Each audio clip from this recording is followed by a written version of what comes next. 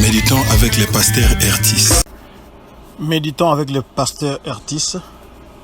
Mercredi 24 juin, le lecteur de la Bible 2020 a prévu 1 Jean 3, 1 à 10. Voici les questions qui nous permettront d'approfondir cette méditation d'après le lecteur de la Bible. Quel verset m'interpelle le plus? Pour ma prière, y a-t-il quelque chose que Dieu me montre, dont j'ai à me repentir, auquel croire et obéir, pour lequel le remercier et le louer, pour lequel lui formuler ma demande? La parole de Dieu est une épée et c'est aussi une nourriture. Nous vous prions donc de prendre le temps de lire les textes pour bien répondre aux questions que nous venons de vous donner lecture il y a quelques instants. Le verset de la semaine, c'est-à-dire un verset à mémoriser en dehors une semaine, et pour cette semaine, c'est Romains 5, 8. Mais Dieu prouve son amour envers nous en ce que lorsque nous étions encore des pécheurs, Christ est mort pour nous. Romains 5, 8. Dans ce texte, il s'agit des enfants de Dieu et le péché. Ce sont deux réalités qui s'opposent. Prions. Seigneur, nous te disons merci d'avoir songé à nous en nous envoyant ton Fils Jésus-Christ pour qu'il nous rachète et qu'il détruise les œuvres du diable. Nous bénissons ton nom parce que tu as désactivé la fonction péché en nous et chaque jour tu es en train de nous transformer par ta parole, par la puissance du Saint-Esprit. Bénis ce temps au nom de Jésus-Christ. Amen. Nous vous saluons dans les puissants noms de notre Seigneur et Sauveur Jésus-Christ. Nous commençons par le premier verset. Voyez, le Père nous aime tellement qu'il nous appelle ses enfants. Et c'est vrai, nous sommes ses enfants. Mais le monde ne nous connaît pas parce qu'il n'a pas connu Dieu. C'est une grande réalité ici. Le mot que Jean utilise ici est enfant plutôt que fils. C'est un terme plus intime. Il est parlé des anges dans l'Écriture comme étant des fils de Dieu. Toutes choses sont à lui comme ayant été créées par lui. Mais pour être ses enfants, il nous faut être nés de lui. C'est quelque chose de plus profond et en même temps de plus intime. Et nous pouvons bien nous émerveiller de la manière dont l'amour de Dieu agit, nous accordant une pareille grâce.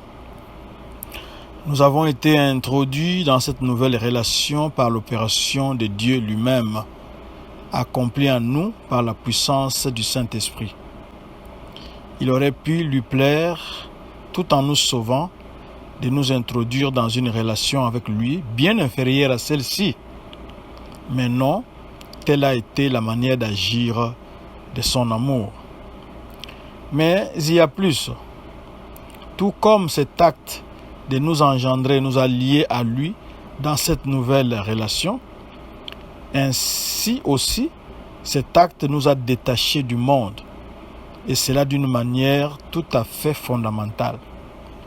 Quand Christ était ici-bas, le monde n'a connu et compris en lui ni son Père. C'était parce qu'il lui était totalement opposé, tant quant à l'origine que quant au caractère. Il leur dit, vous êtes d'en bas, moi je suis d'en haut. vous êtes de ce monde, moi je ne suis pas de ce monde. Et encore, quand il prétendait avoir Dieu pour Père, il dit, si Dieu était votre Père, vous m'aimeriez. Ça c'est Jean 8, 23 et 42.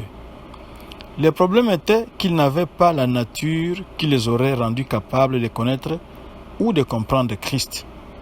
Or nous, grâce à Dieu, nous avons la nature qui les connaît et qui l'aime. Mais c'est justement la raison pour laquelle nous non plus, le monde ne nous connaît pas, ni ne nous comprend.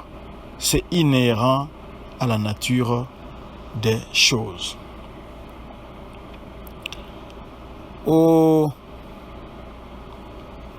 verset 3, tous ceux qui espèrent cela du Christ se rendent purs comme lui est pur. Quand on est uni à Christ, on devient comme la lune. La lune reflète la lumière du soleil. Comme Jésus-Christ est pur, nous qui sommes des petits Christ, nous devons aussi refléter cette pureté-là. Verset 4. Tous ceux qui commettent des péchés luttent contre Dieu. En effet, commettre des péchés, c'est lutter contre Dieu. Ici, il s'agit d'un verbe qui est au présent, qui exprime une action continuelle. C'est-à-dire que ce sont des personnes qui continuent à commettre des péchés, qui continuent à pécher volontairement, qui continuent à planifier de pécher. Alors, l'apôtre Jean nous dit, commettre des péchés, c'est lutter contre Dieu. Verset 5, vous le savez, Jésus-Christ est venu pour enlever les péchés et en lui, il n'y a pas de péché. Oui, Jésus-Christ a vécu. Nous savons comment il est né. La Bible nous parle en détail comment il avait vécu. Quand il avait été arrêté, jugé, aucun de ses contradicteurs, aucun des accusateurs n'avait pu trouver en lui des péchés. Il n'y en avait pas. Lui, le juste, devait mourir à la croix pour satisfaire la justice de Dieu. Car l'âme qui pêche, c'est celle qui mourra. Et comme nous, les humains, que Dieu avait créés à son image, avions péché, en principe, nous devrions mourir. Mais Jésus avait accepté de prendre la place de tous les pécheurs pour que ceux-ci soient réconciliés avec Dieu. Il avait pris la place de ceux qui étaient ses contemporains, c'est-à-dire ceux qui vivaient à cette époque-là, mais aussi notre place, nous qui vivons après lui et les autres qui viendront après nous. Il a pris cette place-là, il a calmé la colère de Dieu, il a réconcilié l'homme avec Dieu. Le fossé qui séparait l'homme de Dieu a été comblé par la croix de Golgotha. Maintenant qu'il a enlevé le péché, il a désactivé la fonction péché en ceux qui croient en lui, nous sommes quittes avec Dieu, nous pouvons aller en sa présence et lui parler. Et le verset ici, le verset 5 nous précise, en lui, il n'y a pas de péché. Et c'était avec raison que Jésus pouvait dire dans Jean chapitre 14, verset 30, il a dit ceci. C'est vers la fin du verset. Car le prince du monde vient, il n'a rien à moi. Le prince du monde, c'est le diable, c'est Satan. Il n'y avait pas de péché en Jésus. Il pouvait affirmer cela. Le péché dans notre vie donne un tremplin à Satan d'agir dans la vie de quelqu'un. Satan ne pouvait pas agir dans la vie de Jésus parce que ces marchandises qu'on appelle péché n'étaient pas en Jésus. C'est ce que Jésus a affirmé là-bas. Satan pouvait les scanner, Satan pouvait les checker. Il n'y avait aucun péché. Alors, il est venu pour enlever les péchés, pour ôter les péchés, parce qu'il est l'agneau de Dieu qui ôte les péchés. Le verset 6 affirme ceci: tous ceux qui restent unis à lui ne commettent plus de péché. Parce qu'on est en Jésus, on a sa force, on a sa vie, on a son caractère. Les péchés intentionnels, les péchés volontaires, la vie des péchés n'existe plus parce qu'on est maintenant unis à Jésus-Christ. Il a désactivé, comme on l'a dit. Vous comprenez, c'est un terme actuel, c'est un terme informatique. On a désactivé la fonction péché. Ça ne peut pas fonctionner. Les péchés dont nous parlons ici, nous ne parlons pas des péchés occasionnels, mais nous parlons de la vie des péchés. Tous ceux qui commettent des péchés ne voient pas Jésus-Christ, ils ne le connaissent pas non plus. Donc vous ne pouvez pas dire, comme le disaient les gnostiques, les faux docteurs qui s'opposaient à Jean à cette époque-là, qui avaient introduit des hérésies dans l'Église, qui entraînaient le peuple loin de Dieu, ceux qu'il a appelés les antéchrists, et ils étaient en train de minimiser le problème du péché. Ils ont dit d'ailleurs, le corps en question va mourir. Il va rentrer à la poussière, il va disparaître. Le péché n'est pas important. C'est pour cela que Jean précise que l'enfant de Dieu pêche occasionnellement. Il peut rencontrer le péché sur son chemin, mais il ne vit pas dans le péché. Il ne continue pas à vivre dans le péché. Et pour ce faire, pour contrer certains péchés qui reviennent facilement à nous, nous devons 1. Les confesser, 2. Demander la puissance du Saint-Esprit, et 3. Demander l'appui des autres chrétiens. Portez-vous le fardeau les uns les autres, dit la Bible. Vous allez vous ouvrir à quelqu'un, à votre frère, à votre sœur, pour que vous puissiez prier avec lui et qu'il continue à vous soutenir dans la prière pour que vous puissiez mener une vie de victoire dans un certain domaine. Alors le verset 7, mes enfants, faites attention, ne vous laissez pas tromper. Si quelqu'un fait ce qui est juste, il est juste comme Jésus-Christ est juste. C'est ce que nous avons dit. Il est en train de refléter le caractère de Jésus.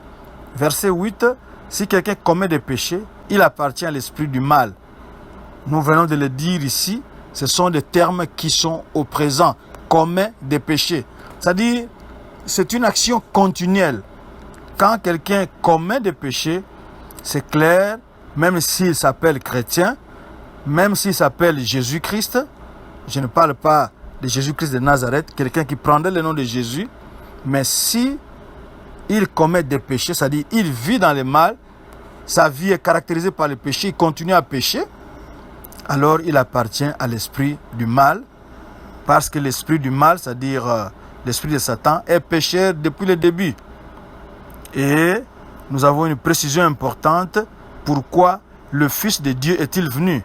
La réponse c'est, il est venu pour détruire les actions de l'esprit du mal.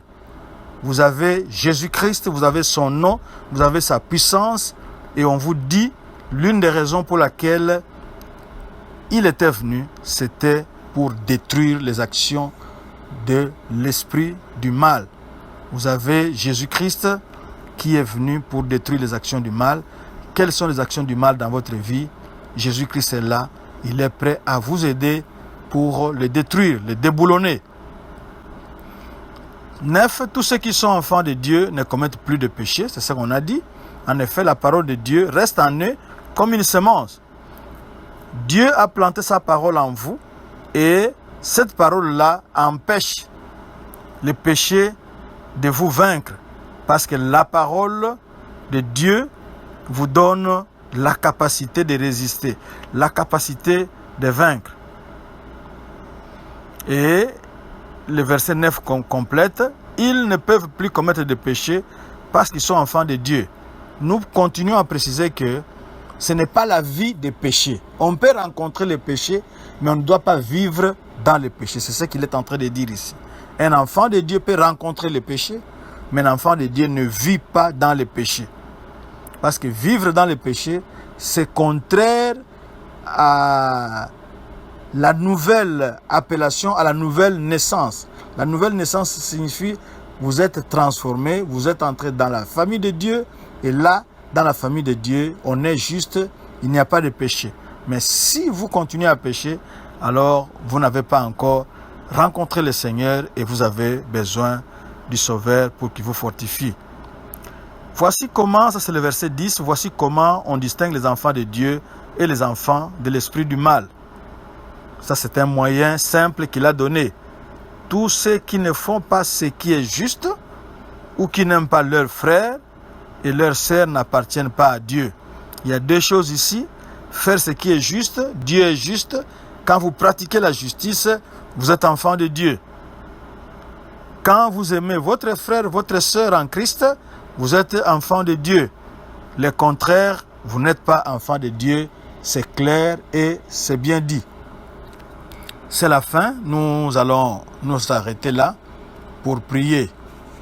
Quels sont les points d'appui, c'est-à-dire les péchés qui restent encore en vous et qui permettent à Satan d'agir dans votre vie?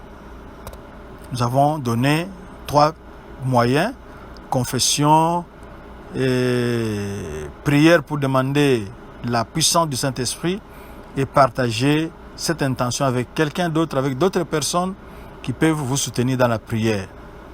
Vous pouvez le faire maintenant. Vous demandez pardon à Dieu et vous allez demander, on va demander la puissance de Dieu et enfin, nous allons prier pour vous et d'autres aussi vers qui vous pourrez vous diriger vont vous aider à mener une vie de victoire. Prions. Seigneur, je reconnais que j'ai péché dans un domaine ou dans un autre, dans tel domaine. Je me répands, mais je ne parviens pas à me relever. Je ne parviens pas à expérimenter la victoire. C'est pour cela que j'ai besoin du Saint-Esprit, qu'il imprime en moi la victoire de Jésus, qu'il puisse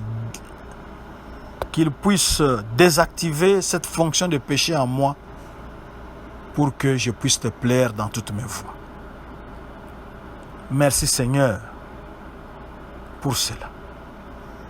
Seigneur, nous te prions pour notre frère, notre sœur. Tu connais sa vie, tu connais ses faiblesses. Il aimerait pouvoir dire aussi comme Jésus que le prince de ce monde vient, il n'a rien à moi. Mais tu vois les traces de péché qu'il y a en lui, Seigneur. Tu peux l'aider à remonter, à relever la face, à dominer le péché pour glorifier ton nom. Merci pour ton amour qui découle en nous, qui nous permet d'aimer notre frère et notre sœur en Christ. Sois béni par Jésus. Amen. Notre adresse www.églisedoxadeo.com. Retrouvez-nous sur Facebook Doxadeo Lushi ou sur Twitter et YouTube Doxadeo Lubumbashi. Shalom, shalom.